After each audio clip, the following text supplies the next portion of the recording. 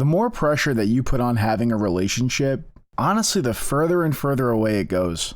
And I know that sounds completely backwards, but really think about this for a second. Think about how you act when you are desperate for something. You're shaky, you're on edge, you overanalyze every single message that you see, every single bit of information coming in, it's way overanalyzed. You know, that's the type of stuff that'll put you in a situation where you're wondering if you use the right punctuation or the right emoji, or if somebody's mad at you because they put a period at the end of the sentence. You wait around for a notification on your phone like it's an actual life preserver. And in reality, it's just taking you further away from the plot. We're losing the plot. I think in modern society, one of the biggest problems we have is that we see the goal right in front of our face, but we don't understand the pieces that are on the board in order to get there. And when it comes to getting a relationship and maintaining one, well, that is just the biggest piece of them all. And it's very few people that get it right. I don't want to come off as judgmental because I get it. I understand. I've been that exact guy, that desperate guy. That energy is just radioactive, and people could smell it on you from a mile away. If you've ever been in a situation where somebody was way more interested in you than you are in them, you know what that feels like. Think of a friend that likes you a lot more than you like them. You just kind of do them a favor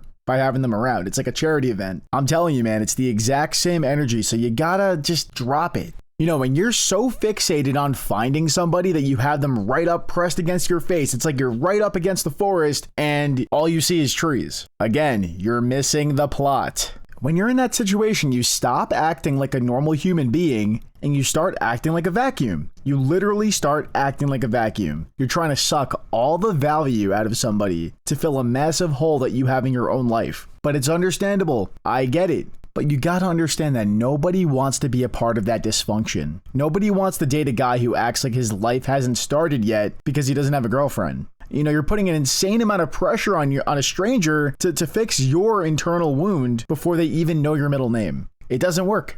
Relationships, and this includes friendships that otherwise would have worked out, have an astronomically lower chance of working out if they have pressure added to them. And this is a whole lot of pressure. You know, in the modern era, guys will sit in their rooms for 3 days straight, completely isolated, and then wonder and ponder to themselves why the dating apps aren't working. You know, it's not about your looks. It's actually, fun fact, it has not a lot to do with your looks. It's actually more about the life that you actually have constructed around you. I mean, not for nothing, you know, with the life around you, look at the role that you play in the lives of the people who are already in your corner, that are already around you right now. You know, are you a ghost to your friends? Are you a burden to the people around you? Are you a background character? What do you do? What's your attributes? What are your skill points put into? Seriously, like write this down.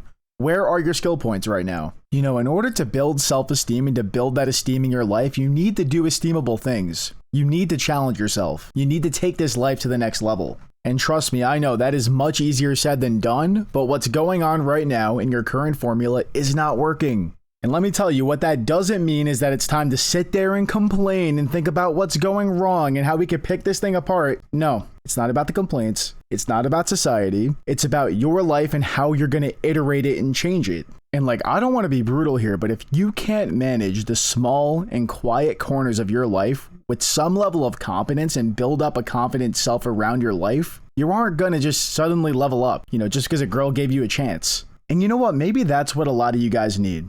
I think that's what a lot of us need to hear, is that even if we do get a girlfriend, even if we do get the relationship, even if we do get this new addition to our life, that doesn't mean that everything just gets better. And you know what's really interesting is that it's actually the other way around. You build a life that is better, and then all these better things come to you out of abundance. Because if you have a life that's full of chaos and you're just anchored by it day to day, you know, if you're messy and unreliable and passive, you're just going to bring that same type of shaky energy into somebody else's life. You know, think about it. Like, truly look yourself in the mirror. Why would somebody date you? What are you going to add to their life? Because you're looking for them to bring you this blessing. What are you bringing? What's in your toolkit? Where are your skill points? Are you smart? Are you nice? Are you kind? Are you observant? Are you funny?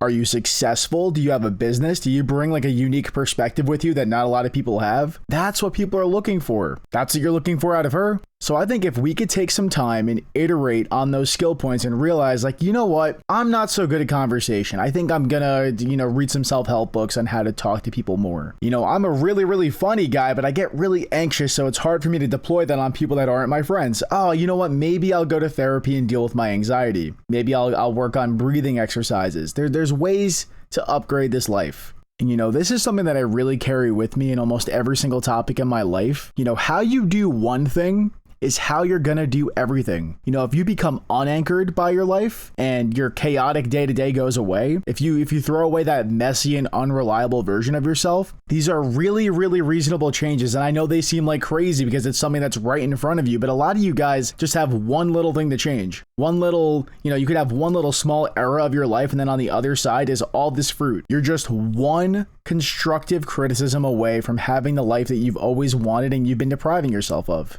And this is really where the looks myth completely falls apart. You think that you maybe need a sharper jawline, or you need to be, 6'2" in order to get a text back on your phone. But what you actually need is just some level of competence. Competence has a physical gravity to it. If you've ever watched a woman look at a guy who actually knows how to handle a problem without panicking and freaking out, or just shrugging his shoulders and going, oh, I don't know, that's somebody else's problem. A guy who deals with a crisis or deals with a moment in a unique way or a calm way, that could handle a rude person or, navigation of a difficult situation without losing your cool. Those are the people that command respect. If there's a problem at work and you know that it's somebody else's doing and you just shrug your shoulders, maybe instead of shrugging your shoulders and saying, oh, I think that's Dan from accounting, maybe you could look into it and be like, you know what? I think I'm going to tinker away at this. I got some free time. Maybe somebody notices. Who knows? Maybe somebody's paying attention and looks at you a little different.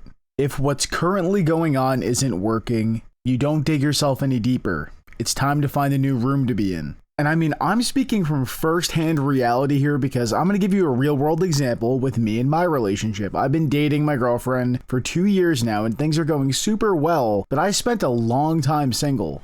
So yeah, my current girlfriend, I actually met her at Starbucks. We both worked together at Starbucks. It wasn't some type of love at first sight movie moment as much as I tell her that it is.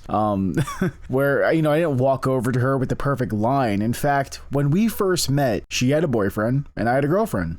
And there was zero romantic agenda. Absolutely nothing. I mean, for the better part of 8 or 9 months, we were just friends. Nothing more. And I gotta say, as much as I maybe had a crush on her at some point, it was actually a good thing that we had this massive window of time. We were able to just figure out who the other person was without any of the weird dating pressure. I wasn't hovering around her at her every beck and call waiting for her relationship to be over so I could swoop in like a vulture. I was just being her friend, treating her like a genuine person. I treated her with respect because that's kind of the standard I try to hold to myself. It's genuinely the bare minimum. And as much of in the back of my head, maybe I was like, oh, you know what? She really has all the makings of a great girlfriend. She checks all the boxes. I wasn't putting on a performance for her. I was just existing in the same space as her and demonstrating my value through living my life. And during those months, I showed her that I cared about her, even though there was absolutely nothing for me to directly gain other than just helping somebody. I remember she had a hand injury at work and it was a very physical work environment. And instead of just saying that sucks, I actually made our coworkers aware of it and gave her advice. I advocated for her and went out of my way because I was there for a little bit longer than her so that my coworkers wouldn't overwhelm her or expect her to do things that she physically couldn't do because obviously she was injured. And, other than that, we had a common thread of career stuff and trying to apply to new jobs with our college degrees. So I gave her advice on that and the job market and some perspective on her career. And, the bottom line is I didn't have a relationship in mind. It's just somebody who I admired and I wanted to help them. I was trying to build myself and demonstrate value and give somebody value the same way I would give to any of my friends.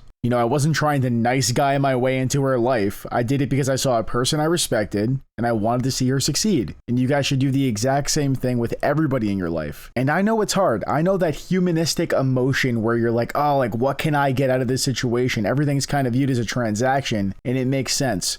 That's called survival instinct. You're not a bad person for feeling that way. But if that's all you act on in your entire life, you're just not going to seize all of your potential. And in a world where everyone is flaking and ghosting and keeping a mental roster in their head and lying to keep their options open, being a man of your word is really a superpower. I know it sounds so boring, but just being a genuinely good person is the ultimate separator in this modern era. It's kind of pathetic to say, but it's true. And you'll find once you start to build that class setup, once you start to put those skill points where they should go, when you finally put that work in to become that guy, the guy who helps without an agenda, who holds his ground, who has actual integrity, rejection just completely stops hurting. You know, it fundamentally changes how it feels to, I guess, take an L on a girl. And something that I started to notice that was really shocking, if a girl doesn't give you a chance, you honestly start to feel a little bit bad for her. You're like, her loss. Like, if she didn't see it, that's crazy for her. I feel bad for her. And on to the next. You know, you stop getting mad at the dating market and you start to realize you're holding a winning hand. You don't have to worry. You just have to wait for the right player to sit down. And I'm sure you guys are saying, like, dude, like, it's easy for you to say, you got the girlfriends, you got this, you got the life, you worked at Starbucks, you were able to meet people. I get that. But I had to fake some of this confidence at first, you know, and that's perfectly fine. If that's you, if you have to fake it till you make it in this case, it's okay. You know, stand a little taller, speak a little clearer until the performance actually becomes part of your personality, because it's something that you're developing day by day, just like training your biceps. And the most important thing is you have to be that guy when nobody you can gain anything from is watching, no matter what. And if I could leave you guys with a little bit of homework here, just fix one thing.